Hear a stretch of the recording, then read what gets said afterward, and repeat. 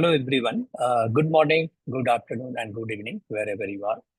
So we have Chuck and Dhruv, and what we are going to do is I want to just recap about the first series which we had last.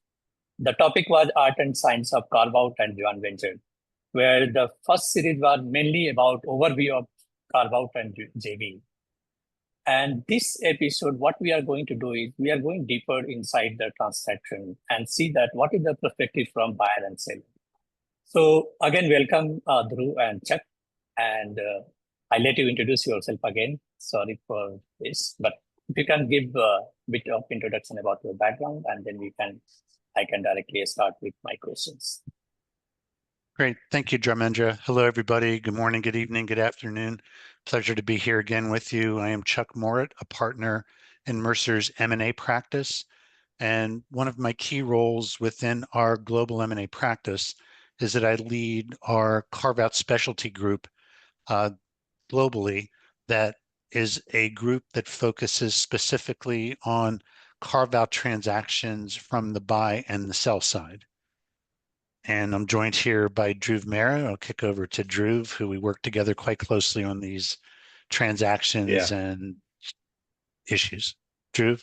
Thanks, Chuck. Yes, and similar to Chuck, partner at Mercer's M&A advisory business, and I lead our joint venture, strategic group. So working with clients across the globe on their joint venture transactions, again, right from the stand up to by close all the way to the integration. And in some cases, a lot of the joint ventures have a carve out or a divest element as well. Hence, Chuck and me are always partnering on these deals because there are a lot of similarities in these types of strategic transactions. So great to be here today. Thank you, Dhruv, and thanks, Chuck. So what we are going to do today, since the topic is more going inside the transaction and figure out what is the perspective of buyer and seller. My question to Chuck will be: what are the buyer priorities during a carve out, either in the case of a standalone or either it's integration? What is your view, Great. Chuck? Yeah. Thanks, Dharmendra.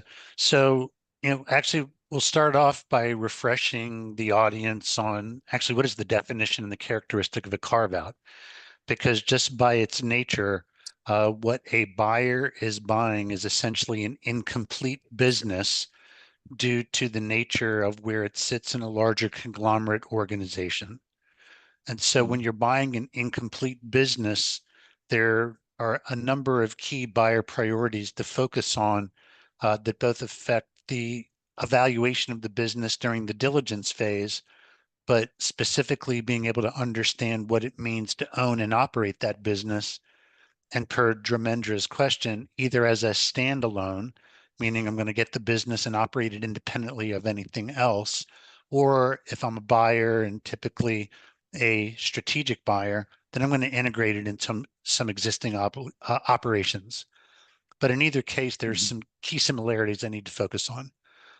One of them is, first and foremost, when I'm a buyer of a carve out, I want to ensure business, operational, and workforce continuity, because I'm contracting to buy a business that has customer relationships, financial expected returns, and I want to make sure that anything I'm doing around that transaction environment does not break those parts of the business and ensure that business and workforce continuity. The second element that's important from buy side is the identification and retention of key talent. That, going back to the characteristic of a carve out, I'm not necessarily getting a full, complete operational business, but I do want to understand who is in the perimeter of the deal, what their key roles and responsibilities are, and what value they deliver to that business, both to identify them, retain them, and see where I might have workforce gaps. A couple terms of art that buyers think about, as well as sellers, in carve-outs is, one, identifying the deal perimeter, and then secondly, what are those entanglements that exist within the deal perimeter? So what we mean by that is, what in fact are we getting as part of the carve-out? Who are the people? What are the systems? What are the jurisdictions? and what's in the deal perimeter there, so we in fact know what we're buying. And then those entanglements, and if we take HR, for example, there might be heavy HRIS system entanglements where the parent company is providing services to the carve-out company, and therefore I'm not getting those capabilities as part of the carve-out and have to either stand them up on the part of a stand-up or integrate them accordingly. And so those are really the key critical issues that we would think about from some of the buyer priorities as we think about a carve-out. Yeah, thank you, Chuck. So if I come to Dhruv, maybe what are the partner priority during JVs? Yeah. So one of the unique things about the JVs is that, you have joint ownership between two or multiple parties, in any given JV. And the structures could look quite different. It could be a 50-50 JV, it could be 60-40, 70-30. Mhm. I mentioned it on the last podcast. I had one where there was one party with 50% ownership, and then there were Understood. 8 parties that had, the remaining 50% all distributed across the partners.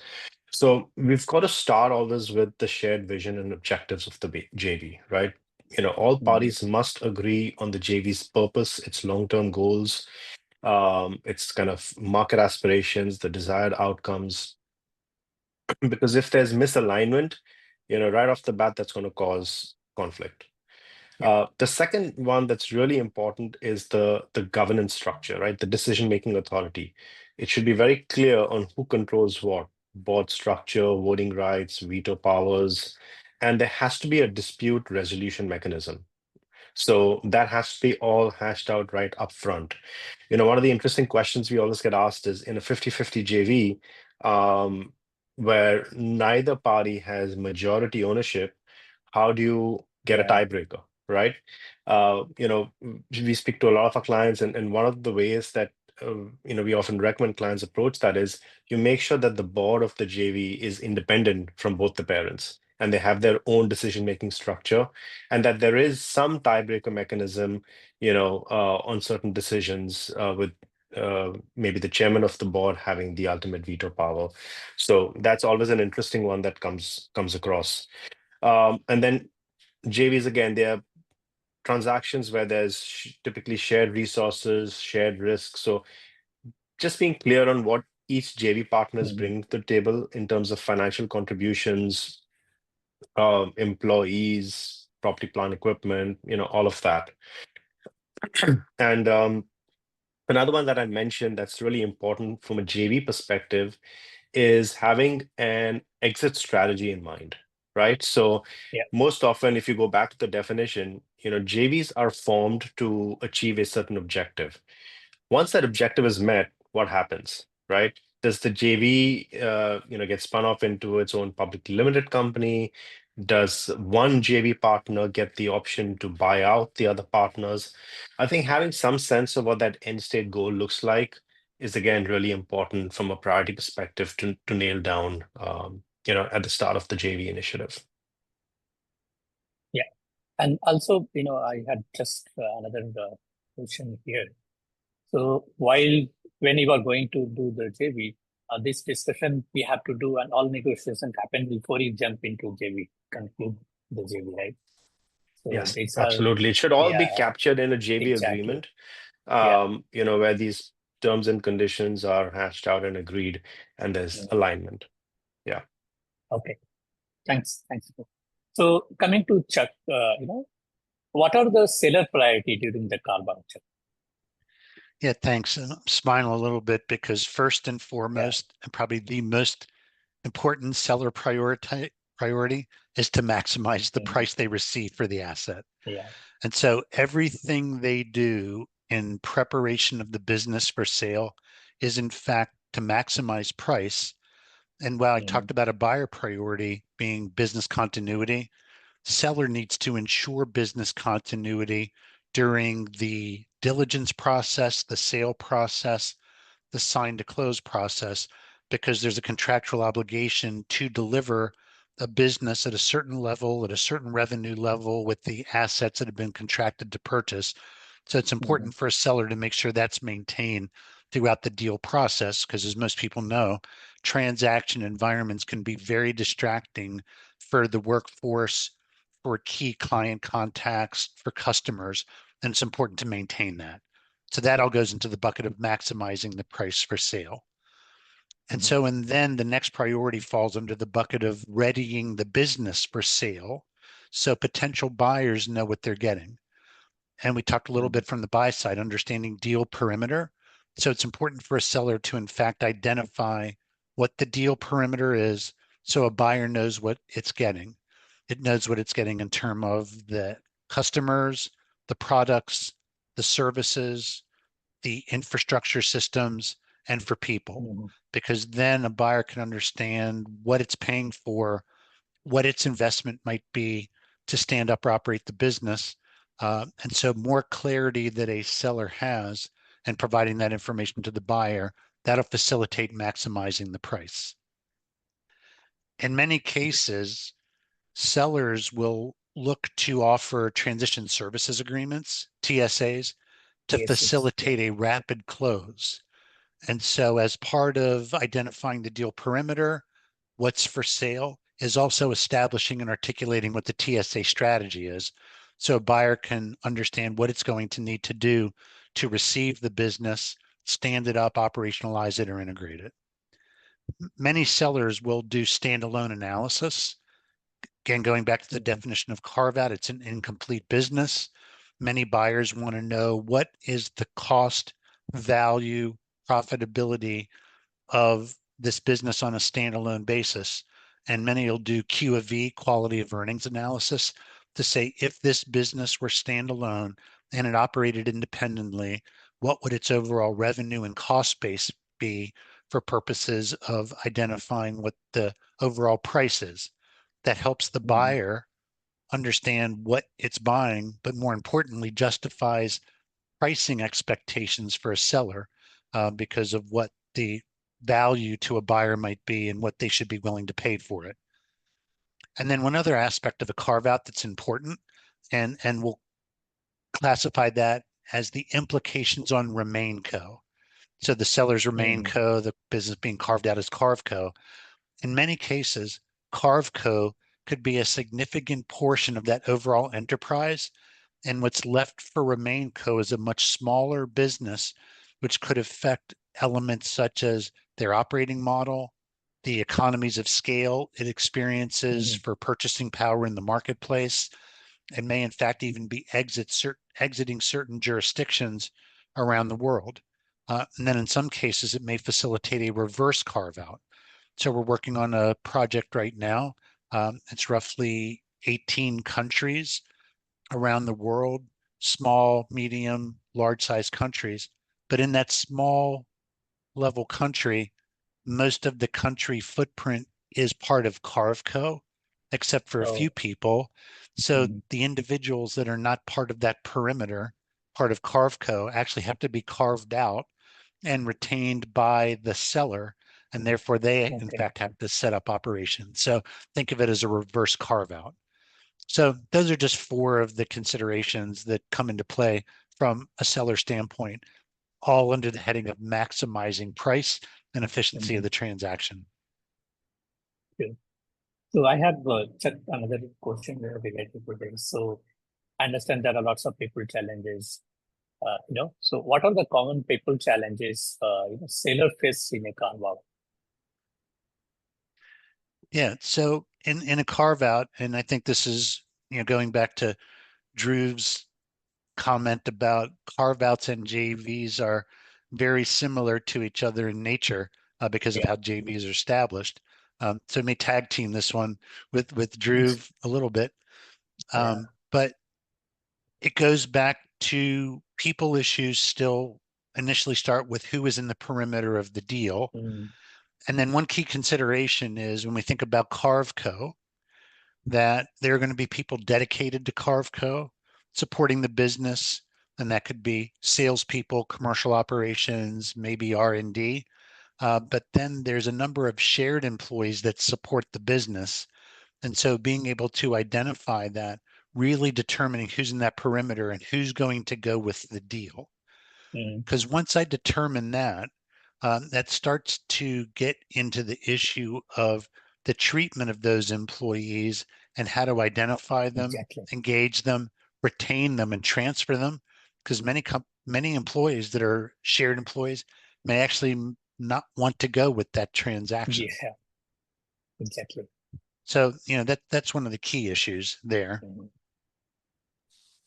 Yeah, and if The I can chime in other, here, Chuck, yeah, if go we're ahead, just Dhruv. tag teaming here, that definitely can be one of the critical issues from a JV perspective as well, because if the yeah. JV especially involves a carve out, you're dealing with those same issues.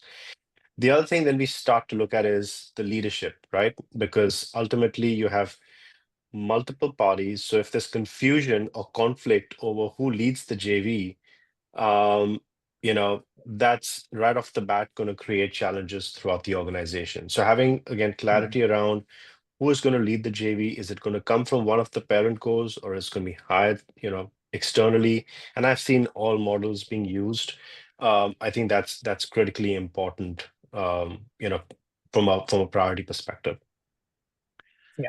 Yeah, the other interesting thing, and this is in both carve outs and it may even be more prevalent in JVs, is most carve outs and most JVs are typically much smaller in scale than the Mm, parent companies from which they companies. come from. So as a result of that, the people issues then manifest themselves because most of the workers in a large conglomerate are going to have, in many cases, premium total rewards packages, Packages. much Yeah. more sophisticated packages, because from other things, they want to compete with their other major employers, and they're more affordable in large organizations. Carve-outs, JVs by nature, are much smaller. They're much Mhm. more budget conscious. They're going to make different investments in the business and people. And so the workers that are moving from CarveCo into the standalone or into the JV may not have the same robust compensation, benefit, and total rewards packages. And so that's a transition issue to consider as well as a retention and engagement issue. Yeah. And applying that same lens to that leadership issue, right? Often the leaders that get hired to lead the CAFCO in this joint venture context have typically, they're at most business unit heads, right? So Mhm. they may have run their own P&L, but they're not the ultimate decision makers. Yeah. Now, when they're being asked to lead a JV, that's a different job description, right? The buck Exactly. stops at you. So that often we find is one of the challenges. Finding the right leadership team from the CAFCO can be sometimes tricky because there may be a capability gap. Not to say that there could be tremendous potential amongst the leadership team, but they quote unquote haven't done the job that's Mm, required, for the standalone JV. So that's one that we often come across as well.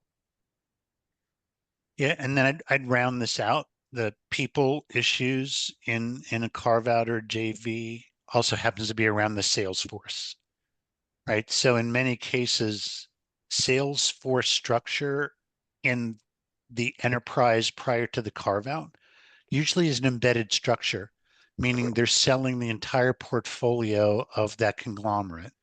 But if the carve out typically is a single uniform business in a industrial in an area or a product line, need to identify, in fact, it's that notion of shared employee, who are the key people focusing on the product or service line that should be the go forward salespeople. How to identify them?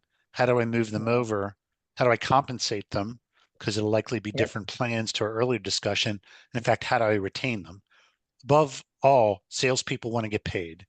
And so if they Yeah. feel that their earnings potential is going to be eroded by moving from a large enterprise selling a large portfolio into a mono service or business line, that there's going to be some potential concern and perhaps exodus of that group.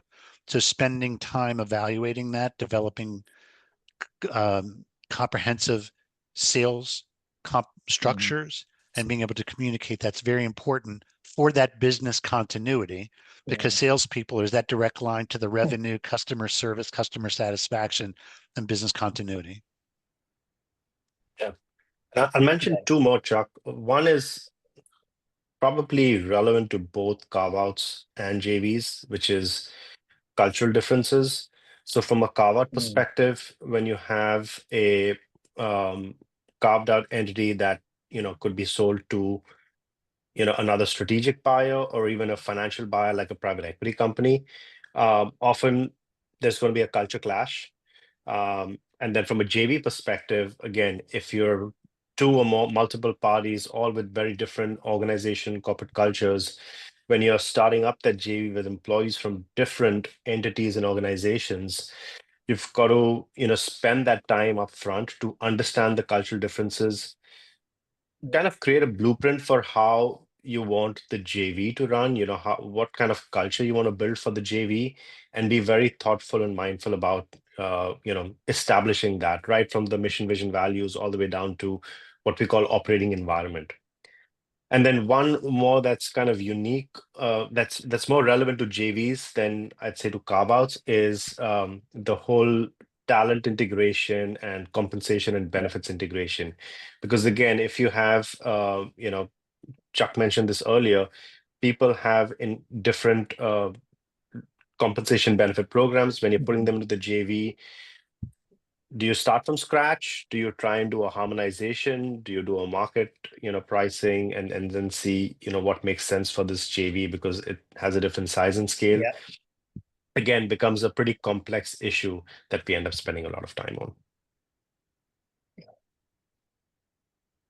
Yep. So that rounds out Okay. I think our topic on that, Dramenja, on some of the key people challenges. There's lots more, but we wanted to focus on some of the critical ones and make sure people come back for the third installment of our podcast. Sure. Yeah. So I think that's all. That's all I had. I know the third one will have more questions. We'll go more deeper, and we'll answer more questions. So like we started from very basic. Now today we discussed about some of the critical issue. I think this is very helpful for our audience because whenever we do carve out, and JVs, all important points, whatever Chuck and we mentioned, they are very relevant. And how to design the JV, how to make sure that, and while you are making the JV, you have to take care all the people perspective, culture you talk about, the companies and benefit. I think they are very critical. And I know that the people who are already doing this, they have to juggle between so many, pro and cons, and then only we can go and define the JVs. So thanks for your time, and Chuck and Dhruv, and we'll see you soon for the next one, which we are planning soon. And then, thanks for your time again. Thanks, audience, for listening. And Great. we'll come back for the next one. Thank you. Thank you so much. Thank you. Thanks, Dramenja. Really appreciate it. Bye. Bye. Bye.